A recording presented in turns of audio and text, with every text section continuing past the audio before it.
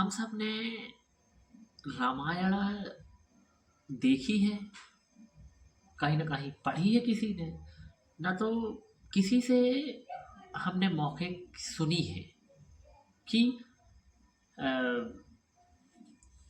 धर्म की स्थापना के लिए भगवान श्री राम ने ऐसा किया। पर उसी रामायण में, उसी रामायण के युद्ध में एक ऐसा भी वीर था जिसने अ, भगवान श्री राम और लक्ष्मण जी को नाग पास पर बांधा। एक ऐसा योद्धा जिसने लक्ष्मण जी को मृत्यु के मुख तक पहुंचाया और लगभग युद्ध का रुख बदल दिया। कौन कौन था वो? रावण का सबसे ज्येष्ठ पुत्र मेघनाथ। मेघनाथ रावण से भी कुशल योद्धा था। आखिर जो ये मेघनाथ है, जो रावण का ज्येष्ठ पुत्र, सबसे बड़ा पुत्र है, आखिर इतना गुणवान क्यों है? कैसे मेघनाथ, जो लक्ष्मण जी हैं, भगवान राम जी हैं, उनको नागपाश में बांध देता है और लक्ष्मण जी को शक्ति मार देता है।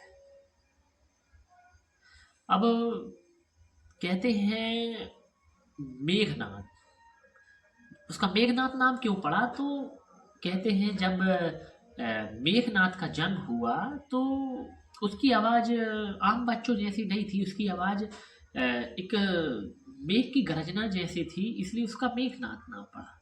लेकिन उसका एक और नाम है, उसका एक और नाम है, हम इंद्रजीत बोलते हैं उसको। आखिर इंद्रजीत क्यों बोलते हैं कि भाई इंद्रजीत है? क्यों? कहते हैं जब मेघनाथ ने स्वर्ग में आक्रमण किया और इस आक्रमण में उसने इंद्र को परास्त करके वो लंका में ले आता है बंदी बना के, और बंदी बना के अपने पिता जो रावण है उसके सामने पेश कर देता है।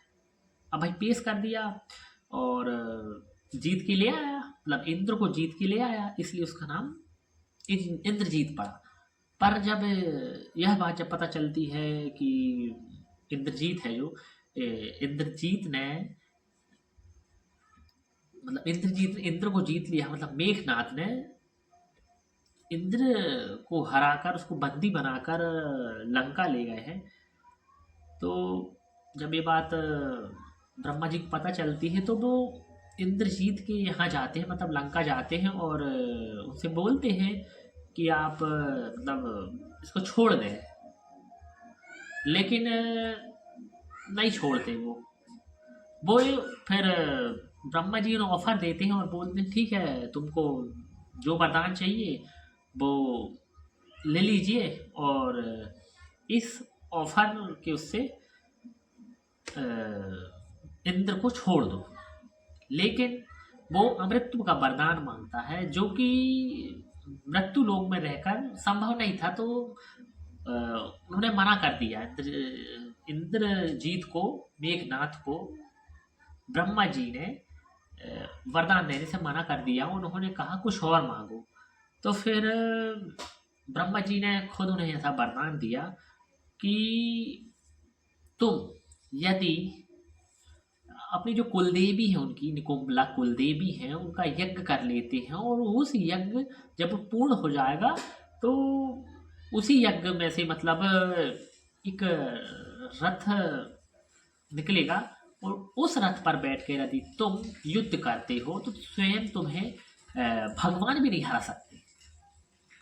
जब यही स्थिति जब रामायण में बनती है और जब उसको उस चीज़ की बहुत ज़्यादा ज़रूरत पड़ती है, जब वो देखता है कि हम युद्ध हारने के कगार में हैं, तो वो माता कुलदेवी है, जो माता निकुंबला के मंदिर जाता है और वहाँ पर यज्ञ करता है। पर उस यज्ञ को विफल कर दिया जाता है, क्योंकि विभीषण बता देता भगवान श्री राम से कि यदि मेघनाथ ने ये युद्ध यदि पूर्ण कर लेता है तो फिर यह युद्ध जीतना हमारे लिए असंभव हो जाएगा।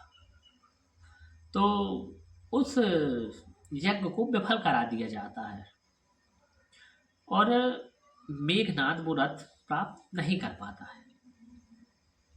तो मेघनाद एक किस कुशल योद्धा है जो कि अपनी रणभूमि के लिए स्वयं भगवान से भी लड़ जाता है।